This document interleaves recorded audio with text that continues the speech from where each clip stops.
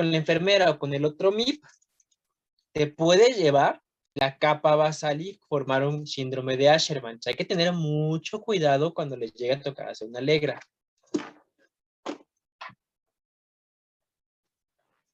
Profe, entonces no se hace el ciclo menstrual más largo, ¿verdad? No. Ah, De hecho, ok. no va a haber repercusiones realmente al ciclo menstrual, a menos de que tú quitaras todo. Y en ese caso, si tú, por ejemplo, tienes una paciente que le haces una histerectomía o miomas, ¿qué alteración del ciclo menstrual tendría? ¿Va a seguir teniendo ciclo menstrual, sí o no? No. ¿Sí? ¿Y qué es lo que ya no tiene? Desprendimiento de la capa funcional del endometrio. Y eso se llama Menstruación. menstruación. Entonces, si a una paciente le haces una histerectomía, ya no tiene ciclo, ya no tiene menstruación, pero tiene ciclo menstrual. Entonces puede llegar a sentir la mastodinia, cómo se rompe el folículo, todo eso. ¿Qué ya no va a sentir? La menstruación, o sea, que es el sangrado y los cólicos. Bueno, ya me dije, si vamos bien hasta aquí, ¿por qué me fui hasta acá? Ah, sí. Porque entonces, ¿qué se menstruaba? La capa funcional. Ahí me equivoqué, botón.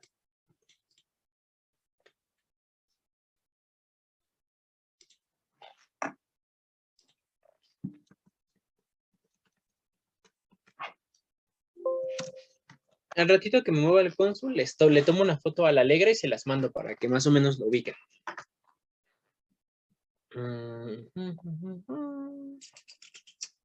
Iba a ser así. Menstruación. Claro, la proyecté, pero no la comparto con la que se va a ver. Aquí está. Eso. Bueno, ahorita vamos a ver qué tiene.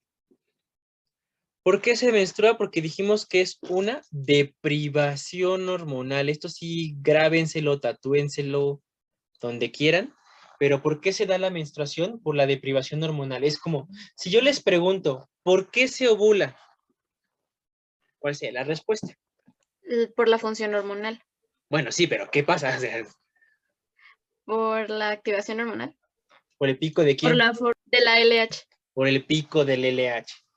O sea, ese es el principal factor, ¿no? Que ahí es donde los hacen. Vamos a ver también como que ciertas alteraciones de la menstruación. Por ejemplo, la nictomenorrea. La mujer tiene que menstruar más durante el día que durante la noche, o más o menos igual. Pero cuando el sangrado es predominantemente en la noche, se le llama nictomenorrea. Ojo, esto es hablando de una persona que tiene un ciclo circadiano estándar, o sea que está despierta en el día y duerme en la noche. Por ejemplo, si la paciente es un guardia de seguridad, es una enfermera, es un médico del turno nocturno, pues su ciclo circadiano está al revés. Entonces, la nictomenorrea más que nada es que sangra más cuando está dormida.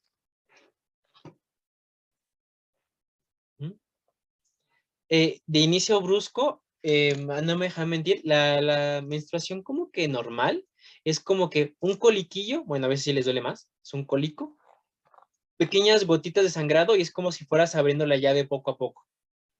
Pero si de repente el primer sangrado es ¡fum! De a chorro, también se le llama de inicio brusco. Intermitente es esto que le decía, empieza a sangrar hoy, se detiene mañana, pasado sangra más, se detiene pasado, etcétera, etcétera, etcétera. Y amenorrea, ausencia de ciclo por espacio, ausencia de sangrado por más de 3 meses. Puede ser primaria, secundaria o fisiológica. Primaria es de que nunca ha menstruado. Entonces, si te llega una paciente de 14, 15 años que nunca ha menstruado, eso se le llama amenorrea primaria. Si te llega una paciente de 14, 15 años que ya menstruó y dejó de menstruar por más de 3 meses, se le llama amenorrea secundaria. ¿Cuál es la principal causa de amenorrea secundaria? Embarazo. Un embarazo. Entonces, siempre que les llegue una paciente con una amenorrea secundaria, lo primeritito que tienen que descartar es un embarazo. Así la paciente te jure y te perjure y la mamá te jure y te jure que es una niña que que casi es una virgen y todo el rollo. Lo primero que se tiene que descartar es un embarazo. Tan tan se acabó. Ujú. Porque si no te vas a opciones más complicadas y pues también de diagnóstico y de tratamiento más difícil. Lo que yo hacía es que, por ejemplo, a mí cuando me llegaban pacientes jóvenes de, bueno, todavía eran niñas, si lo quieren ver así, de 14, 15 años, que me llegaban al consultorio, no, es que mi niña todavía llega, mi niña, ya no menstrua, que quién sabe qué, y así como que, ¿y no está embarazada? No, no, no, ¿cómo crees? Y mi niña, quién sabe qué, quién sabe cuánto. Y como estábamos todavía al Seguro Popular, le decía, mire, señora, yo, no es porque yo desconfíe de usted o de su hija, yo confío en lo que usted me está diciendo. Sin embargo, por protocolo del Seguro Popular, le tengo que hacer una prueba de embarazo. Yo sé que va a salir negativa, pero solo es mente para cumplir el protocolo que me pide el Seguro Popular para continuar el protocolo de estudio. Ay, no, no, que sí, así. La sacaba, la mandaba, pum, positiva. Vale, a gineco. Pero pues bueno, uno se encuentra como que sus mañitas, ¿no? Me pasó eso, o la otra que me pasó es de que estaba haciendo mis notas en mi máquina de escribir, así bien arcaico, en la consulta, estaba en consultorio vacío, de repente entra una chavita como, sí, de 16 años, abre la puerta de golpe, nada más me dice, doctor, tuve relaciones sexuales, cierra la puerta y se va, yo de... Y a la siguiente paciente que llamo era esta chavita con su mamá, pues no quería que la mamá se enterara qué onda, ¿no? Pero pues me sacó de pex de que estaba yo en mis notas y... Ahora, pero bueno. Ya basta de patoaventuras. Y la menorrea secundaria es, digo, secundaria, fisiológica es cuando es normal. Por ejemplo, en la niñez, ya dijimos, porque ahí está apagado todo el eje hipotálamo, hipófisis, ovario. En el embarazo, ¿por quién dijimos que no va a haber menstruación en el embarazo? Ni en la, bueno, en el embarazo no, en la lactancia, en el embarazo también lo vimos. ¿Por la prolactina? Por la- Por la prolactina, muy bien. Ujú. Y en la menopausia. Entonces, esos son momentos donde es una menorrea fisiológica. Ahorita vamos a hablar más de síndrome de tensión premenstrual. Y dismenorrea es dolor incapacitante durante la menstruación. Ujú. Aquí depende también mucho del umbral de la paciente. Hay pacientes que tienen un umbral muy, muy, muy alto al dolor. Me acuerdo que me tocó una paciente, era su segundo parto, o sea, tampoco tenía tanta experiencia en partos ella, ni yo. Y llegó toda tranquila, doctor, vengo porque ya estoy en mecanismo de parto y me duele y quién sabe qué. Y sí, la paciente se veía que sudaba, pero jamás me dijo me duele o nada, o sea, súper tranquila la paciente. El bebé salió súper. Y hay pacientes que apenas están con 2 centímetros de dilatación, están grite y grite y grite de que tienen muchísimo dolor. Entonces, ahí depende mucho del umbral del dolor de la paciente. Claro, no es igual para todos. Pero ya cuando el dolor es tanto que incapacita a la paciente que no se puede ni levantar y todo este rollo, ya se le conoce como dismenorrea. O hasta se desmayan, ¿no? Bueno, yo tenía compañeras que se desmayaban. Bueno, sí, también ya sería un extremo muy, muy, muy acá, pero sí también se pueden llegar a desmayar, incluso por la irritación, porque también recuerden que hacia el plexo hipogástrico pueden llegar a vomitar por el dolor de la dismenorrea. Y así sí hay luego, hay manifestaciones bien extremas de eso. Y también no es normal, o sea, ya que la paciente la tumbe el dolor una vez al ciclo, pues también.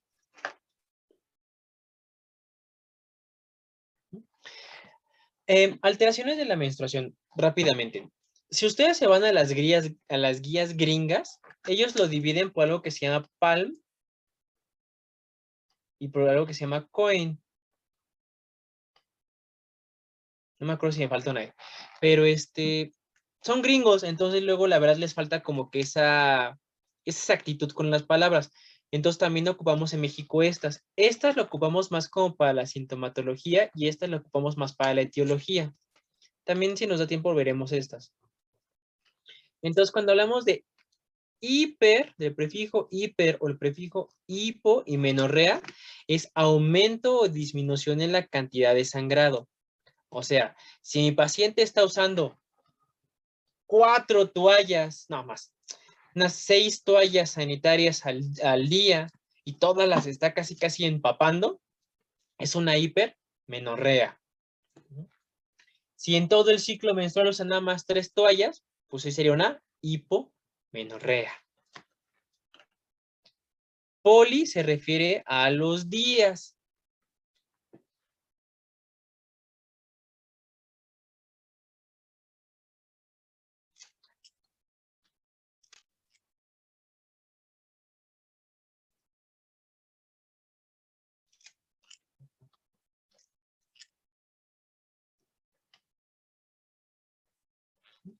Oligo es de que tiene, sangra muy poquito. Opso, ¿qué quiere decir?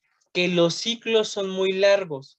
O sea, que los ciclos de la paciente son de 40, de 45 días. Proyo quiere decir que los ciclos son muy cortos. Entonces, en medicina ocupamos la combinación de esto. Entonces, puede decir que, es que mi paciente llegó con una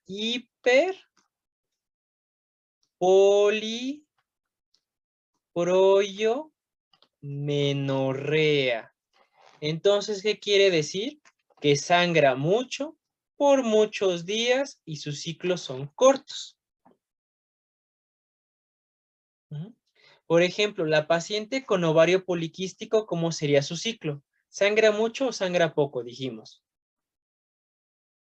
Tipo Si dijimos que la paciente con ovario poliquístico tiene una fase estrogénica muy larga, ¿cómo tiende a sangrar? Más de 5 días. Más de 5 días. Entonces va a ser aumento en la cantidad de sangrado y va a ser por más días. Entonces va a ser una poli. ¿Y cómo son sus ciclos? ¿Largos o cortos? Largos. largos. Largos, o sea, poli, menorrea. Por ejemplo, ahorita que vamos a ver, las pacientes que usan métodos anticonceptivos hormonales, y a veces no sangran o sangran muy poquito, ellas pueden tener hipo, oligo, menorrea. Y así es como yo voy describiendo, en lugar de decir sangra mucho por muchos días, no, hiperpolimenorrea. O sea, aquí vemos como que el resumen.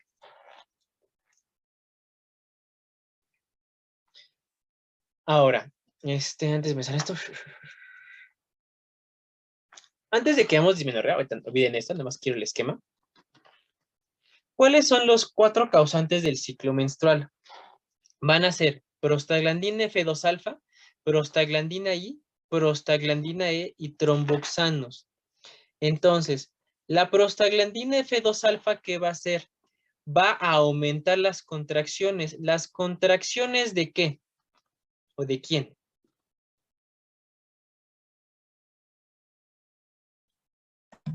¿Del útero? Del útero, específicamente ¿de quién? ¿Endometrio? No, el endometrio no es mucosa, no se puede contraer. ¿Dónde está el músculo en el útero?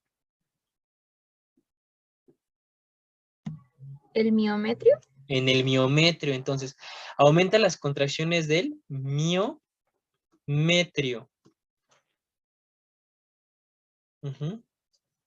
La prostaglandina E, por eso está hasta acá, porque disminuye las contracciones ¿de quién? Del miometrio. ¿Por qué yo quiero que esté en balance esto? Si aquí está una arteria helicina, aquí se rompe porque es la menstruación. ¿Qué quiero hacer con la contracción? ¿Qué le quiero hacer a esta arteria helicina con la contracción uterina? ¿Elongarla? La cortaste. ¿Qué pasa si tú cortas un vaso? ¿Qué le haces? Lo tiro a la basura. No, no puedes tirarla. Bueno, sí, lo tiras a la basura, pero el resto, ¿qué le haces? ¿Qué pasa si yo dejo el vaso ahí, como si nada? Pues va a haber mucha sangre, ¿no?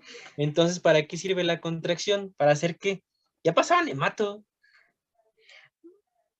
¿Coágulos? Para Sí, coágulos, pero ¿cómo digo de, sí? Si los ustedes van, factores de coagulación. pero como si ustedes tienen un primito y empieza a sangrar de la nariz y quieren ver Un sacar bien tapón. puro, No le pueden decir tapón, ¿cómo le dicen? ¿Coágulo? Hemostasia. Ujú. Entonces, ¿qué pasa? Su primito se cae, se empieza a sangrar la nariz, ¿qué es lo primero que hacen? Apretarle, oprimirle. Apretarlo, lo oprimes, ¿para qué? Para que el vaso, ¿qué le haces? Lo tapes. Tapa es. Ajá. Y al tapar el vaso, se haga la hemostasia y formes el coágulo. Coágulo. Ujú. Se dice bien dicho. Ujú. Entonces, la prostaglandina F2 alfa contrae el útero para que la arteria lisina ya no siga sacando tanta sangre. Y la prostaglandina es como de, espérate, tampoco te pases, porque puedes causarle dolor a la paciente, ¿no? Bueno, en este caso a la humana que nos tiene. Entonces, están ahí en equilibrio. Uno es de, no, déjame presionar el otro. No, tranquilo, no te pases, porque si no va a doler. Y puedes causar más isquemia. Aquí, por ejemplo, si está sacando, hay dos formas, digamos, que de coagulación. Olvídense lo intrínseco y lo extrínseco. Lo mecánico y lo fisiológico, ¿no? Entonces, mecánicamente oprimimos el vaso. Y químicamente, ¿qué se puede hacer? Tromboxanos para que hagan ¿qué? Coágulos. Entonces, por un lado, la arteria lisina la está comprimiendo gracias a la prostaglandina F2 alfa, y por otro lado, se está formando el coágulo gracias a los tromboxanos. ¿Quién tiene que estar balanceándose con los tromboxanos? La prostaglandina I. ¿Qué pasaría si yo libero, bueno, yo no, porque yo soy hombre, qué pasaría si se liberan demasiados tromboxanos en el momento de la menstruación? ¿Cómo va a ser ese sangrado? Con coágulos, ¿no? Con coágulos. Y si es sangrado con coágulos, ¿qué necesita hacer el útero para expulsarlos? Muchas contracciones. Más contracciones. Entonces, le duele más a la paciente. Entonces, tiene que coagularse la arteria lisina, pero la sangre que está en la cavidad uterina no tiene que coagularse. Entonces, por eso están así, en equilibrio. Entonces, si se dan cuenta, es un equilibrio extremadamente frágil. Seamos sinceros. Entonces, cualquier cosa puede mover la balanza. Por ejemplo, si mi paciente en lugar de estar así, está acá, para empezar, ¿cómo serían las contracciones? Pues van a ser contracciones más abundantes, que este está ganando. Si fuera, por ejemplo, por aquí, quiere decir que están haciéndose coágulos y por ende hay contracciones más fuertes. Entonces hay más probabilidad de que mi paciente tenga dismenorrea. Pero ¿qué pasaría si en lugar de estar acá, está acá? ¿Cómo sería ese sangrado? Sería muy Re líquido. abundante. Muy abundante y muy líquido. ¿Y eso qué complicaciones le puede? No le está doliendo a la paciente, pero ¿qué complicaciones le Va puede a dar? sangrar más, Estaría entonces incómodo. puede anemia. Puede darle anemia. Aparte de incómodo, ¿no? Le puede dar anemia. Y ya dijimos, la sangre de la menstruación es principalmente ¿qué? ¿Arterial o venosa? De la- Arterial. Arterial. Arterial. Entonces, si hay pacientes de que sí se van por ahí, déjenme sacar mi calculador. No sé si han visto cuántos litros de sangre tienen en URI. Son 5, ¿no? Ese De es el 5 a estándar. 7. De 5 a 7. Pero ese es el estándar, o sea, la persona fisiológica es un hombre de unos 70 kilos. Y ese tiene 5 litros. Fuerza. ¿Cuántos litros de sangre va a tener una mujer que mide 1,45 y pesa 40 kilos? ¿Como 4 litros? Ya quisieras. Para saber eso, multipliquen su peso por 0.05. Y esa es la cantidad de sangre que tienen. Entonces, por ejemplo, esta paciente de 40 kilos por 0.05 tiene aproximadamente 2 litros de sangre. Y si en una menstruación se le ocurre la peregrina idea de menstruar 400, pues está menstruando casi una quinta parte de su sangre, una cuarta parte. Y esta paciente ya va a tener problemas de anemia. Entonces también si te dicen, ay, es que la paciente viene con anemia y nada más se gastó 3 toallas el día de hoy. Sí, pero la paciente es una niña de 15 años que te pesa 35 kilos, pues obviamente, o sea, se le ¿Se está yendo multiplicaba la peso por qué? Perdón. 0.5. 0.05, perdón. ¿Y por qué por 0.5? Sí. Ah, eso tiene que ver con los líquidos. El 100% del... A ver. De toda tu agua corporal, así súper rápido, de todo tu peso, estás hecho de 60% de agua. De ese 60% de agua se divide en el espacio intracelular y el extracelular. El intracelular es el mayoritario, ocupa 2/3, que esto equivale a 400 mililitros. Y el resto por kilogramo de peso. Y el resto, que sería 1/3, equivale a 200. Este 200 extracelular se divide en el intersticio y en el espacio intravascular.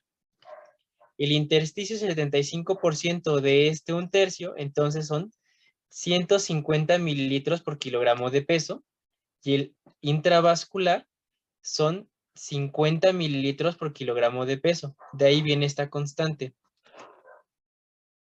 Si quieren ver más esto a fondo, luego nos ponemos de acuerdo para dar una asesoría de balance de líquidos. Porque si no me voy a perder mucho tiempo ahí.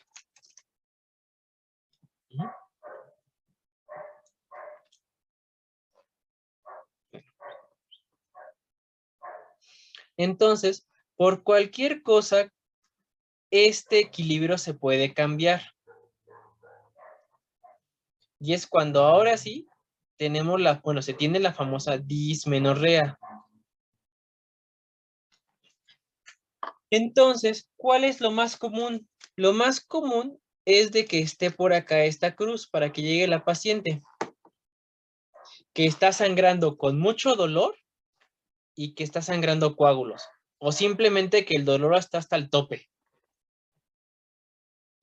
Aquí hay, ¿cuáles serían sus dos alternativas de manejo de esta paciente? ¿Qué le puedo dar? ¿Qué tiene la paciente? Ay, perdón, me perdí. Tiene dismenorrea, porque tiene muchas prostaglandinas F2 alfa. Puede estar aquí o puede estar acá. Son ustedes, es su prima, es su tía, es su hermanita, que el dolor del cólico menstrual la tumba 2 días, casi casi. ¿Cuáles son las dos alternativas que podrían usar? Un Pues primero quitarle el anticoagulante. dolor, ¿no? Una es quitarle el dolor. Entonces, el dolor es tipo espasmódico. Entonces yo le tengo que dar un antiespasmódico. La combinación que más se ocupa es el ibuprofeno con la buscapina. Que son los AINES, ¿no? La buscapina es buena, La- esa sí ayuda mucho. la buscapina es el nombre comercial. La sustancia activa es la butilliosina, porque es antiespasmódico y el AINE es antiinflamatorio. Entonces, esa combinación es como de las más eficaces, el ibuprofeno con la buscapina, con la butilliosina. Nombre comercial de esa combinación, Buscapina Fem. Ya hay otras, pero es como de las más eficaces. Ahí está. La una es, ok, le está dando en este momento, le puedo dar esto. ¿Cuál sería la otra alternativa?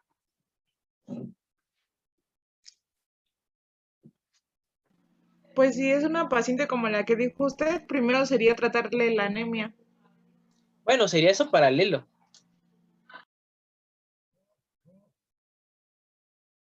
Pues muy fácil, ¿qué le puedo quitar para que ya no le duela?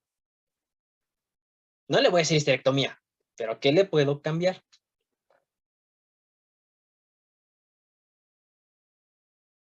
Pues el ciclo menstrual. ¿Y cómo puedo quitarle el ciclo menstrual? Quitándole el útero. Que no le puedo hacer histerectomía. ¿Con Los hormonas? ovarios. Con un tratamiento anticonceptivo. Con el tratamiento anticonceptivo, ¿qué dijimos que ocupa el tratamiento anticonceptivo? Progesterona. Si mi paciente tiene progesterona, ¿va a desarrollar mucho endometrio? ¿Va a tener que usar mucha prostaglandina F2 alfa para sacar ese endometrio? Pues no. No hay endometrio suficiente, entonces no se produce tanta prostaglandina F2 alfa y secundariamente vas a disminuir la dismenorrea. Muerto el perro, se acabó la rabia. ¿Esto es por qué? Porque cuando lleguen ya a clínica, muchas veces, o ustedes cuando llegan, ¿hay método anticonceptivo? Solo es para eso, anticonceptivo, y no, se ocupa mucho para ovario poliquístico y para estos casos de dismenorrea.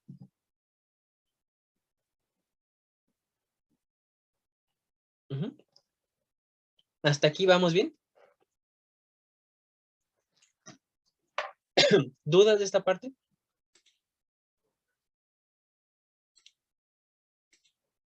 ¿No? Denme un minutito rápido en lo que voy por mi botella de agua que la dejé en otro lado porque me estoy muriendo de sed.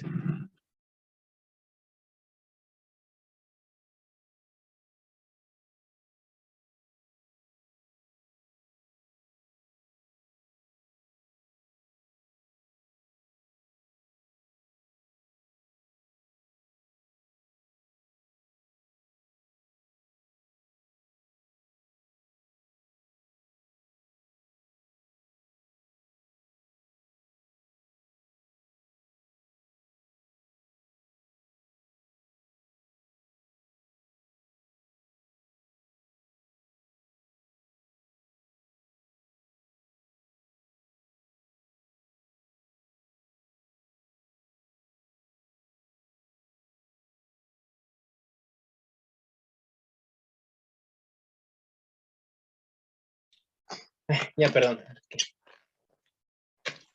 Profe, Ujú. una duda. Sí, sí, dime. Bueno, ya aquí consulta, una vez así tuve un sangrado así súper abundante y me mandaron ácido trenaxámico, porque, o sea, era súper, súper abundante, pero no entiendo para qué era eso. Esos se ocupan como para cortar el sangrado en ese momento. O sea, cuando tu paciente está sangrando, sangre, sangre, sangre, sangre, sangre, y es como de, necesito detener el sangrado ahorita, ese tipo de fármaco lo ocupas. Pero es cuando el sangrado ya es así, muy abundante. Volvemos a este punto, cuando ya la cantidad de sangre sí puede llegar incluso a...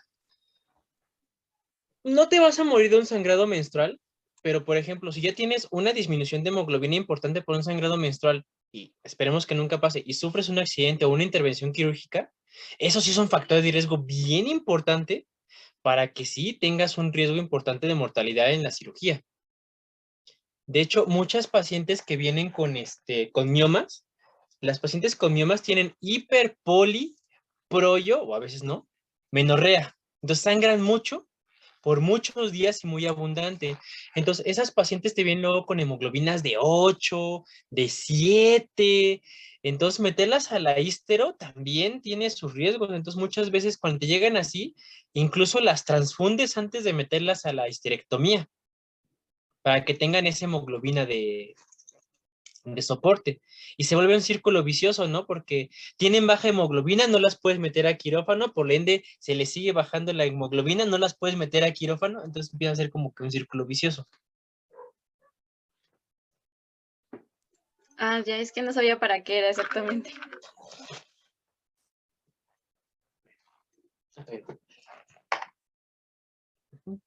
Entonces,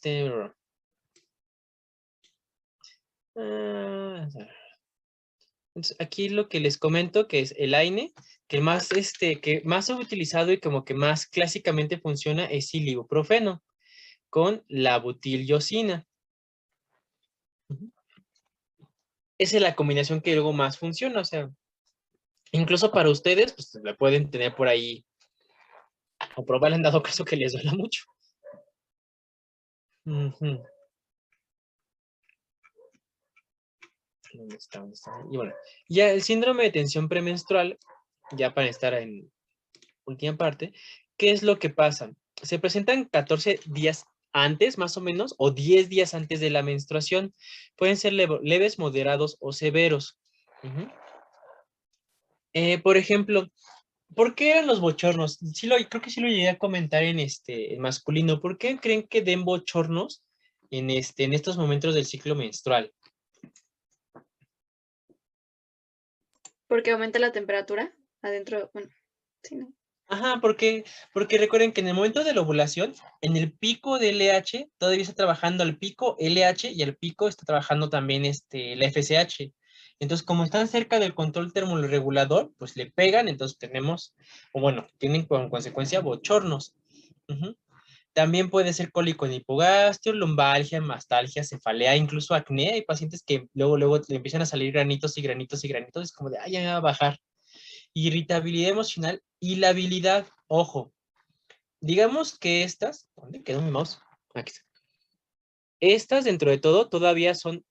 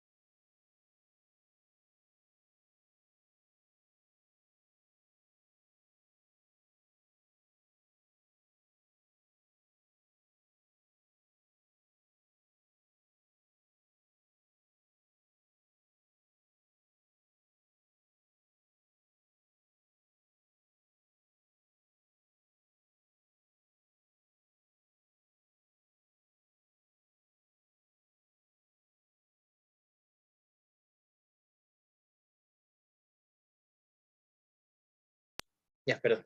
Entonces, en esta parte de que la irritabilidad emocional tiene que ser como, digamos que funcional todavía. ¿Por qué? Porque si ya la paciente, o sea, irritabilidad emocional es como de que la paciente sabe que se va a poner o más fúrica o más chillona.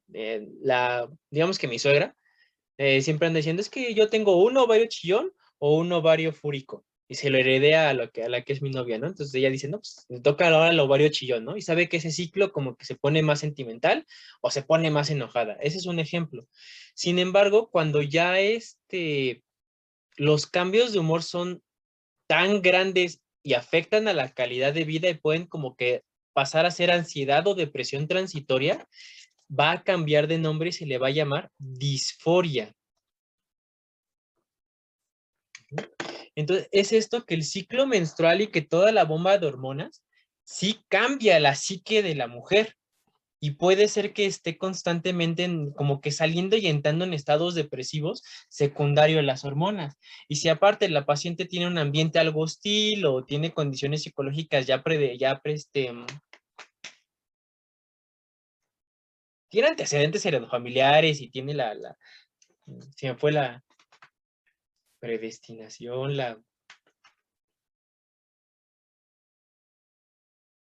La ¿Cómo se llama? predisposición. Predisposición, gracias. La predisposición a trastornos psiquiátricos o psicológicos es más fácil que de la disforia. Ujú. Hay veces que se dan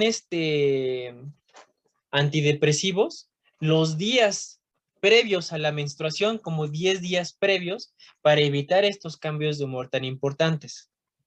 ¿Mm? Si de plano esto cambia y no funciona como tal también en la paciente, o al revés, o funciona demasiado bien, pues ya se deja el antidepresivo como si fuera cuadro de depresión. Pero sí puede ser que la paciente esté como que bajo mucho estrés, entre el ciclo menstrual, le pegue la disforia y sí la hunde en una depresión que sea más complicado salir. Y realmente la disforia es una entidad nueva. Yo la descubrí hace como 6 meses. Y eso porque la leí en un artículo de merita casualidad, me puse a investigar y es más común de lo que creía.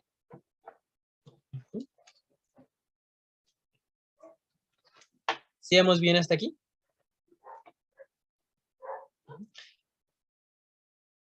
Ok. ¿Dudas de esto de ciclo menstrual y todo este rollo? ¿No? ¿Todo súper claro? Bien. Entonces, ahora, bueno, no sé si les quiera mencionar algo más, Doc, porque me eché un monólogo de Cacho, en lo que busco mi apunte de método anticonceptivo.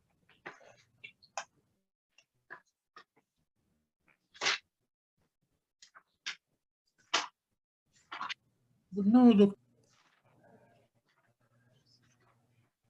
No dejemos. Entonces, como ahorita se supone que tienen súper fresco esto de hormonas, y me importa mucho que se lleven esto, vamos a ver métodos anticonceptivos. De los que existen, ¿no? Y específicamente hormonales. ¿Por qué hablo de los que existen? Porque, por ejemplo, los espermicidas, uno es medio raro encontrar un espermicida, no se encuentran en las farmacias. O sea, yo he buscado para motivos de clase, literalmente para motivos de clase, y yo no encuentro espermicidas. Y luego me enteré que los sacaban mucho del mercado porque causaban irritación en la piel. Entonces, los de barrera están muy sencillos, ¿no? Diafragma, el condón femenino y el más común es el masculino. Pero hablemos de los más usuales, que son los hormonales. Entonces, para entender los hormonales hay que entender un poquito de historia. ¿Quién creen que se descubrió primero? ¿Parecidos al estrógeno o parecidos a la progesterona? Al estrógeno. Al estrógeno. Los primeritos que se conocieron son los parecidos al estrógeno. Y actualmente el que queda y el que se utiliza mucho es el etinilestradiol. Entonces, así eran los primeros anticonceptivos, eran análogos del estrógeno. Pero, ¿cuál es el problema de que yo solamente le di etinilestradiol a mi paciente? Porque eran ciclos de que le daban 28 días etinilestradiol. ¿Qué le puede pasar a esa paciente si yo le doy 28 días estrógeno?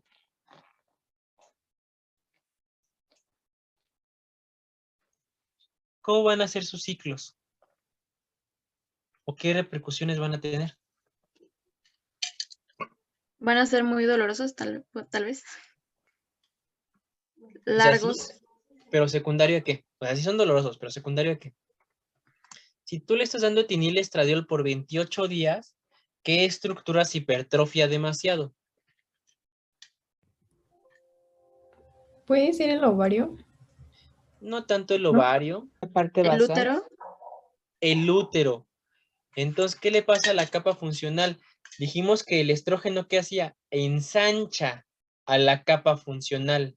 Entonces, se ensanchaba la capa funcional por 28 días, se deprivaba y luego empezaba otra vez. Entonces, ¿qué pasaba? Pues eran sangrados muy abundantes y muy largos. Entonces, ¿qué le daba a la paciente?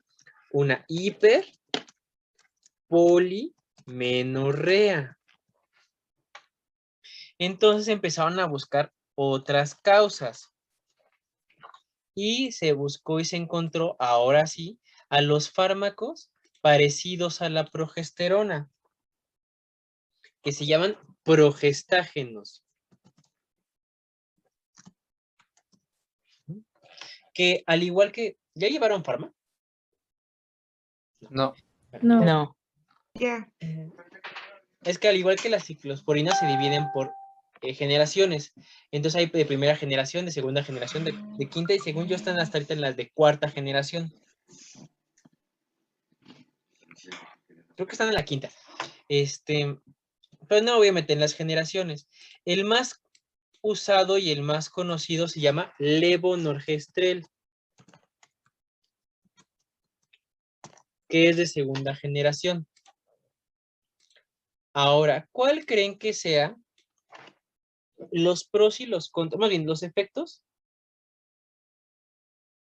de de usar este tipo de fármacos? ¿Qué pasa si yo le doy progesterona a mi paciente? Tanto bueno como malo, ¿qué creen que le pase? Como bueno, podría ser que su ciclo va a ser más regular.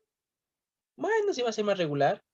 ¿Qué le va a Ah, pasar a la capa endometrial? ¿Se va a ensanchar, sí o no? ¿no tanto? Mm, No, entonces, ¿cómo va a ser su menstruación? Va a ser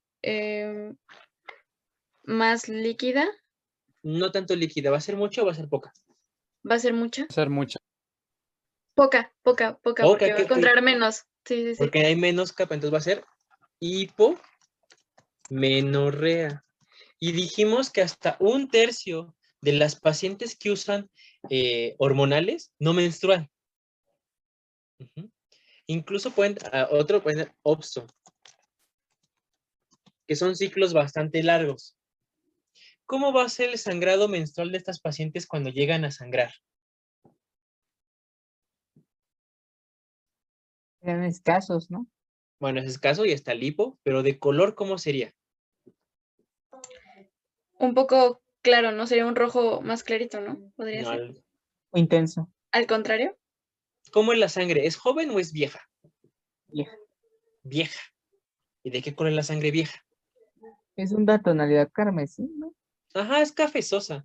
¿Por qué Ajá. digo que va a ser sangre vieja? Porque sí se llega a desprender un poquito la capa endometrial. Sin embargo, de aquí a que sale, como el útero no se contrae tanto realmente, tarda tiempo.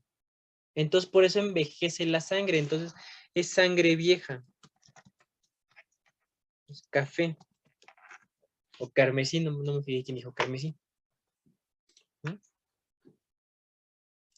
Eso sería lo bonito. Es lo que tú estás buscando, ¿no? ¿Y va a haber ovulación o no?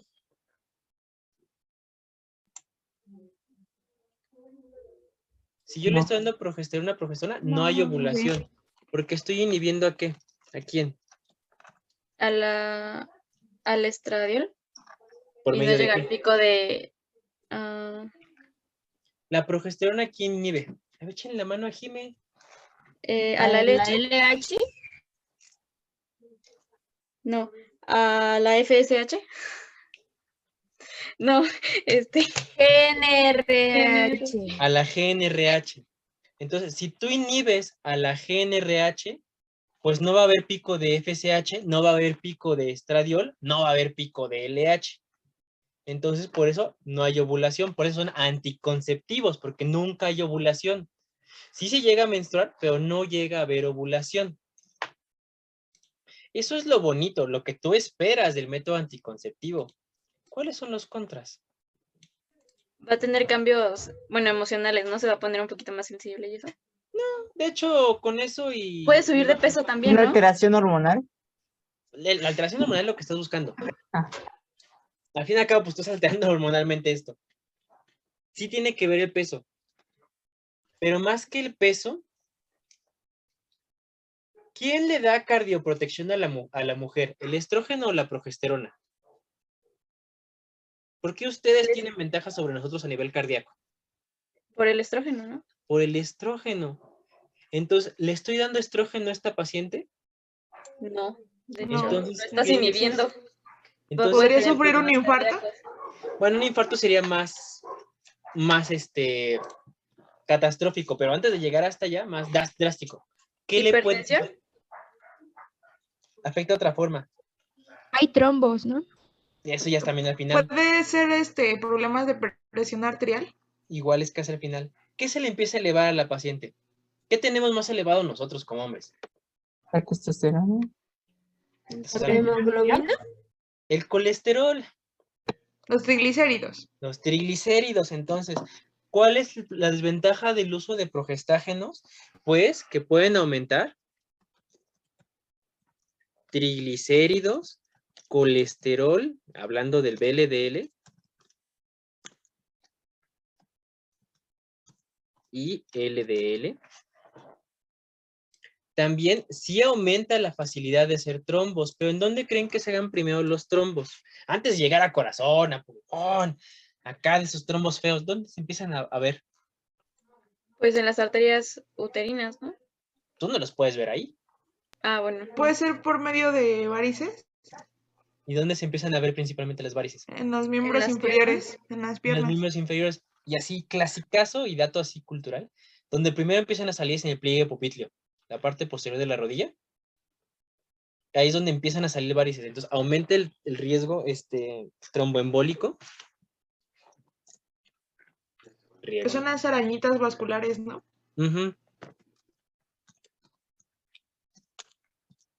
Ujú. Y, por ejemplo, y aquí va a disminuir el HDL. Entonces, por ejemplo, ¿con qué pacientes tenemos que tener cuidado con este tipo de hormonales? Las pacientes que ya traen sobrepeso, por ejemplo, Pues más que sobrepeso, que o traigan alguna ya, enfermedad, diabetes, no sé, algo así. más y que traigan hipertrigliceridemia o que ya tengan antecedentes de haber tenido un evento trombótico, o sea, una tromboembolia pulmonar, un infarto, un EBC está medio complicado que quiera un método anticonceptivo, pero puede ser, ¿no? Entonces, ¿qué creen que hicieron los farmacéuticos para combatir estos efectos tan negativos y por eso siguen saliendo de más generaciones? Le meto progesterona y ¿qué más le meto? Una pizquita de qué para que no me cause estos efectos. ¿De estrógeno? De estrógeno. Entonces, muchos de los anticonceptivos modernos es etinilestradiol más un progestágeno.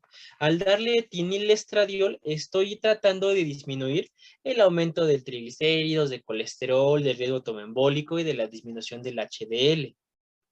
Porque si yo solo le doy progestágenos, lo aumento de sobremanera.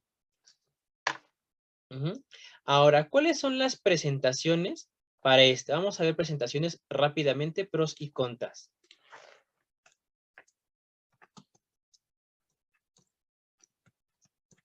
¿Qué presentaciones conocen? Ay, Creo- solamente me sé los nombres comerciales. Creo que viene, bueno, no sé si esté bien, pero creo que el levonorgestrel viene en gel. Bueno, en gel No no, sé pero si me es refiero, ese. el gel se ocupa para otra cosa. Me refería en dónde lo ven aplicado. ¿Cómo se ponen los métodos anticonceptivos hormonales? ¿Parches? Ok, parches, vientos. Agarraste la más complicada, pero sí, parches. ¿Ven cómo no sabemos nada de educación sexual? El que va en el brazo, pero se me fue el nombre. El Implante implante subdérmico. Implante subdérmico. Ahorita vamos por partes. Entonces ya empezamos con los parches. A ver, háblenos de lo que hayan leído, que lo que hayan vivido. Los parches, ¿cuánto duran más o menos? Se tienen que Como cambiar 6 cada meses, ¿no? semana, me parece, ¿no? No. No, casi me hace mucho. Dependiendo, hay unos que se cambian cada semana y otros que duran 3 semanas. ¿Por qué? Porque ahí es el estímulo hormonal 3 semanas, descansas una semana y otra vez. ¿Cuáles serían, por ejemplo, a mí sí los parches, ¿no? ¿Cuáles serían los pros de los parches? O sea, el pro es de que por este tipo de cómo te los pones es medio complicado que se te olvide, ¿no? Digo, se te olvida más fácil la pastilla. Se te puede olvidar un parche, pero es más complicado. Pero en sí yo no le veo muchos pros. Podría ser el pro que puedes o sea, lo dejas de usar y ya puedes, o sea, si en algún momento quieres tener hijos o así, no es algo muy invasivo, ¿sí? sea, no. Bueno, sí, eso no es muy invasivo, eso sí es un punto. Pero cuando tú dejas un método anticonceptivo para embarazarse, tienen que esperar 6 meses, en lo que el sistema vuelve otra vez a la normalidad. Entonces, esos 6 meses como que ya sabes que están como que entre comillas perdidos. Puede que se embarace, pero puede que no, es muy ambiguo. Pero sí, ese sería un buen pro, que es un método no invasivo, no como el DIU o no como el implante subdérmico, que sí quieren equipo. A mí, por ejemplo, lo que no me gusta de los parches, o por eso no nunca los mando, es de que pueden causar dermatitis. Y no es tanto por el medicamento, sino por el pegamento. Entonces, muchas veces el pegamento irrita la piel de la paciente. Incluso los de nicotina para dejar de fumar tienden a irritar mucho a la piel del paciente. Entonces, por eso es como que medio complicado. ¿Qué otra cosa luego yo les veo? Si la paciente suda mucho o nada o algo por el estilo, se pueden despegar fácilmente. Y también, si la paciente tiene sobrepeso o obesidad, puede alterar la superficie de absorción. Entonces, a mí en sí como que los parches no me terminan de agradar por eso. Pero si la paciente se siente cómoda con esos, pues, que los use, ¿no? ¿Qué otros dijeron que conocen? Ahora sí, el implante subdérmico. Ay, perdí la foto. Para empezar, el implante subdérmico, como si hicieran fuerza con su conejito, van a sentir un espacio entre el bíceps y el tríceps. Ahí hay un hueco, ahí se pone. Entonces, por ejemplo, luego ves a los cabrones de los cirujanos, con la disculpa del doctor, y cuando agarran a la interna para cualquier cosa, la agarran del brazo y la apachurran para saber si trae el implante. Para poner el implante, es más fácil ponerlo que quitarlo. Es como una jeringuilla que nada más localizas, lo metes y lo sacas, y es del tamaño como que de la línea de color de mi pluma. Más o menos de ese tamaño es. El implante subdérmico en general dura de 2 a 3 años. Digo, de 3 a 5 años.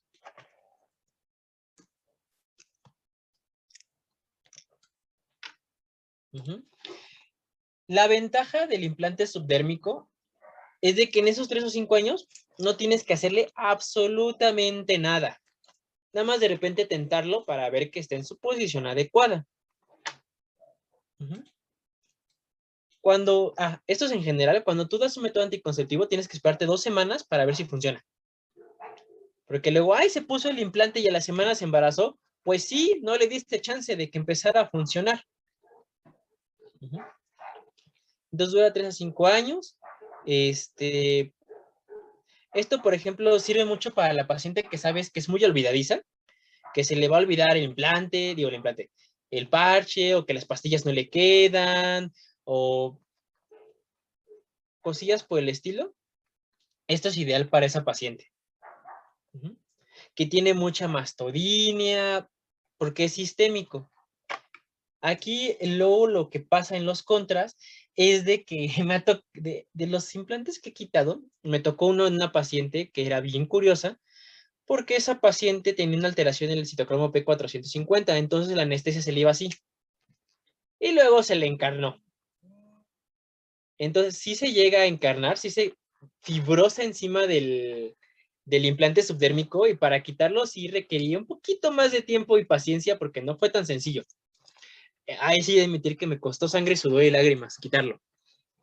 Pero generalmente es bien fácil quitarlo. Lo encuentras, a la mitad trazas una línea con el bisturí, agarras unas pinzas curvas, ¡pluc!, lo sacas, das 2 puntitos, su gasita y tan se acabó. Hay veces que puedes quitar el implante subdérmico y volver a meter otro ya que estás por ahí. Se puede. Entonces, ¿cuáles son los contras? Que se puede encarnar, y para quitarlo y para ponerlo sí requieres equipo básico y requieres tentar bien. ¿Qué pasó, Brenda? Oiga, doctor, una pregunta. Bueno, yo tenía una amiga que según se puso el implante subdérmico, pero pues sí, ella sí se embarazó y le dijeron que corría peligro pues el embrión de desarrollarse. Entonces, bueno, ella ya tenía 3 meses y le dijeron que tenían que hacerle un aborto porque el bebé podría traer implantado bueno, lo podría traer implantado en la cabeza.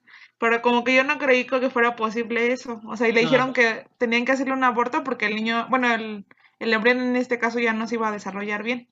no, ahí estás confundiéndolo con el DIU. Ah, bueno, ese, perdón. Ahorita vamos con el DIU. Primero Sí, terminemos con el implante. gracias. Empezamos.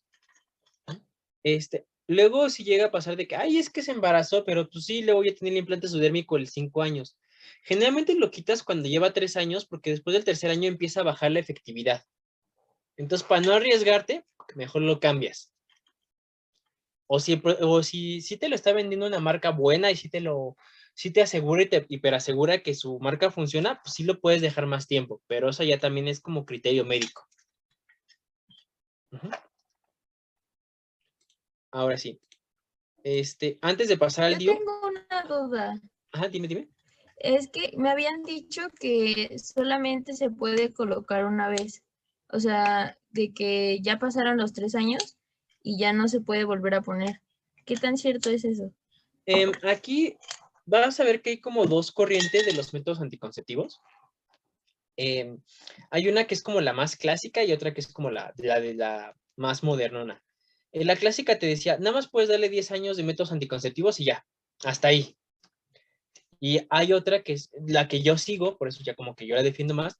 Tú le puedes seguir dando métodos anticonceptivos a la paciente todo el momento, toda la vida si la paciente quiere, siempre y cuando le hagas Papá Nicolau y le hagas mastografía y le estés checando de todos los tipos de tumores que puedas checarle.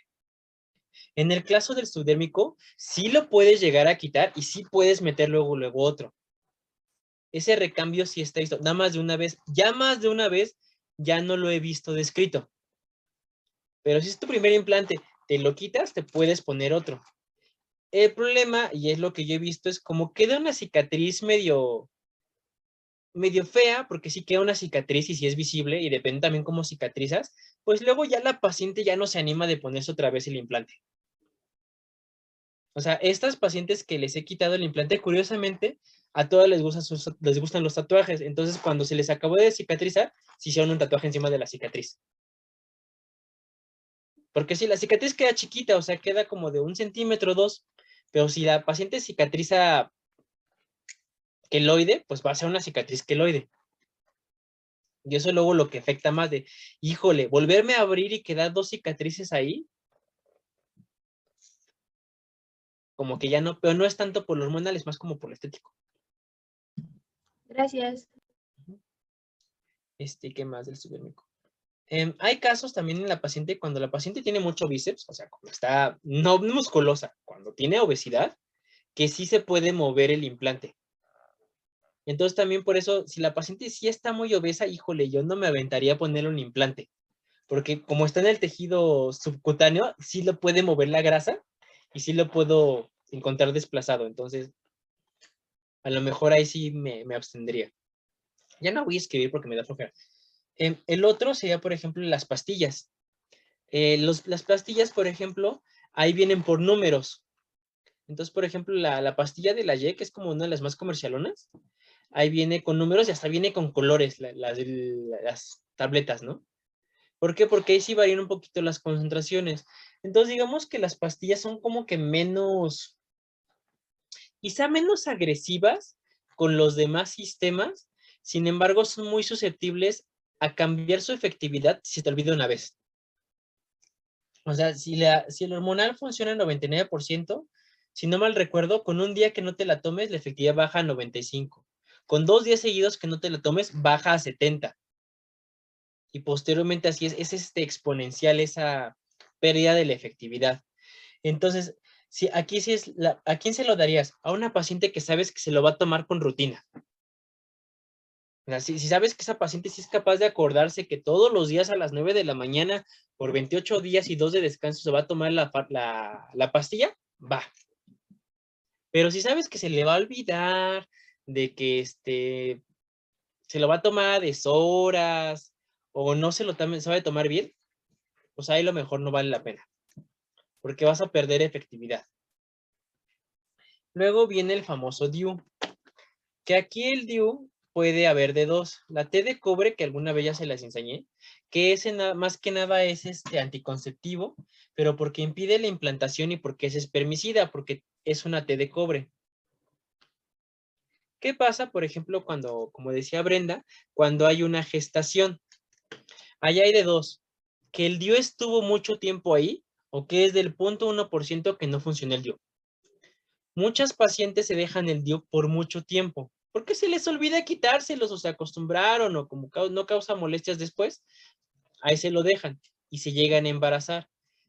No creo que ese producto se le haya encajado el DIU en la cara, porque eso a lo mucho puede hacerte como una marca de nacimiento, pero no condiciona el crecimiento.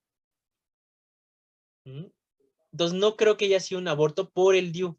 Seguramente traía otra cosa ese producto, y aparte del DIU, pues bueno, mejor vámonos. Pero por el DIU solo no. Hay niños que sí me ha tocado ver nacer, que nacen con el DIU aquí pegados, nada más se los despegas y en 2 días ya se le quitó el abollamiento de aquí. Sin problema. Y el otro DIU que existe es la T, pero con levonorgestrel, que es el hormonado.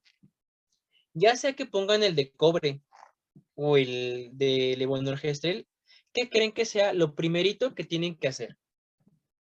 ¿En qué momento de la menstruación sería lo más óptimo para poner el DIU? Si no tienen nada de experiencia poniendo DIUs, ¿en qué momento creen que el cervix se abra más?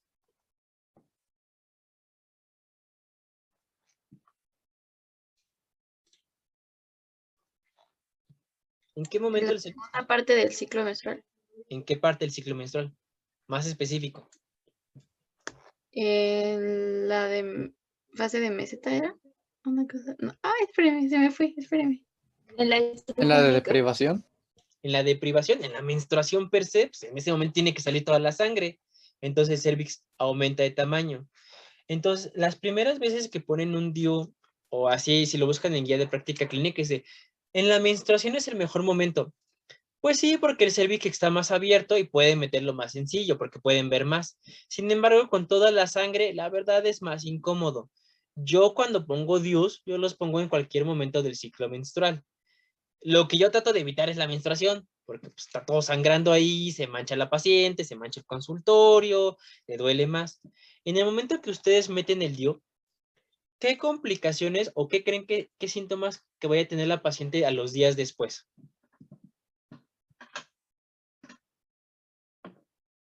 Que es un riesgo importante. Si yo le pongo el DIU hoy, ¿qué síntoma puede tener mañana o pasado? O hasta una semana después. ¿Un sangrado? Más que el sangrado, cólico. Porque es un cuerpo extraño en el útero. ¿Y qué va a hacer el útero? Contraerse para sacarlo. Entonces, en los primeros días después del DIU, le das su ibuprofeno con su butilosina, porque le va a dar un cólico. A fuerza le va a dar un cólico. Porque es un cuerpo extraño en el útero. Y no sé si han visto los hilitos del DIU. Igual, ahorita no lo tengo porque lo dejé en el consultorio, no estoy en el consultorio, como podrán ver. Los hilitos del DIU, ahí es donde cortas y cuando quitas el DIU lo jalas de los hilitos. Estos hilitos tienen que verse por el cervix. Para que en el momento que lo quites, nada más los jales y salga sencillísimo. Si son novatos y los cortan hasta acá, pobre del alma que tengan que sacar ese DIU. Porque sí se va a complicar.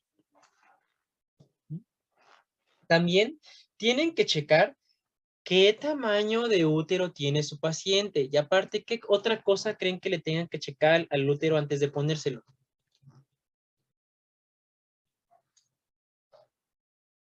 Si ha tenido partos o no. Bueno, eso es parte del tamaño del útero, ¿no? Si no ha tenido partos ni gestaciones, pues el útero es más pequeño. Entonces hay DIUs para nuligestas. Si ya tuvo embarazos, hay DIUs para multigestas. ¿Podrá ver si el útero está sano o no? Igual, a lo mejor alguna patología como endometriosis, una cosa así. También, pero más que nada, tienes que checarle la posición. porque como las de DIU generalmente tienen una curvatura. Bueno, los DIUs baratos son popotes, son rectos. Y los DIUs más caros sí tienen una curvatura. Estos están bien bonitos porque pues entras así, por la misma curvatura. Entonces nada más tienes que checar que el útero sí esté en anteroversoflexión. Porque imagínense que esté en retoversión, como se los mostró luego el doctor, y tú llegas así bien feliz y metes el DIU, vas a provocar una ruptura uterina. Entonces sí tienes que ver que que el útero esté en una posición adecuada. ¿Cuál sería, por ejemplo, una ventaja del DIU hormonado a las demás hormonas? Ya para que nos vayamos, porque ya casi son las 6.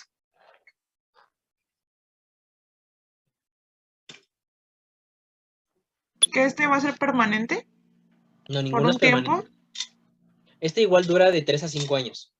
Sea té de cobre o sea hormonal.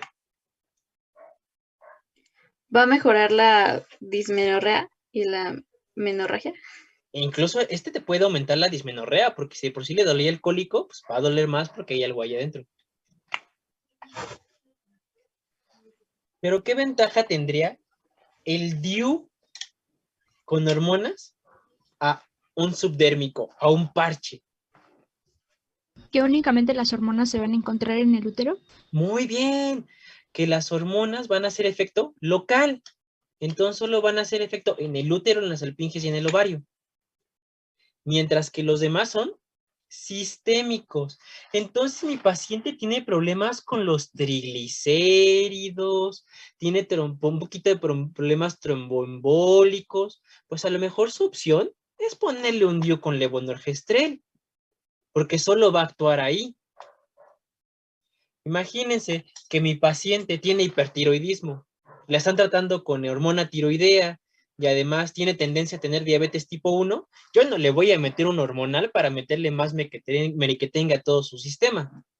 A lo mejor le meto un DIU de cobre. Entonces tengo que ver muy bien cómo es mi paciente para saber elegir mejor el método anticonceptivo. Hay algo que se llama criterios de elegibilidad de método anticonceptivo de la ONU, que ahí vienen tablas más o menos para saber cómo discernir la opción que le puedo dar a mi paciente.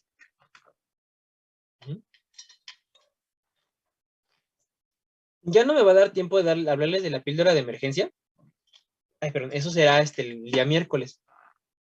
Porque pues hasta aquí le voy a dejar. No sé si quedaron dudas de estos métodos ahorita. ¿No? Ahora sí ya van a poder llegar con sus pacientes, sus amigos, sus familiares y explicarles qué método les conviene o mínimo cómo funcionan. Espero. Entonces, ¿qué va a pasar? El día miércoles, recuerden, primero es el examen de anato, histo, hembra y malformaciones de femenino, y continuamos con la última parte de fisio de femenino, para que la próxima semana ya empecemos a ver obste, para que nos dé chance de ver lo más que podamos.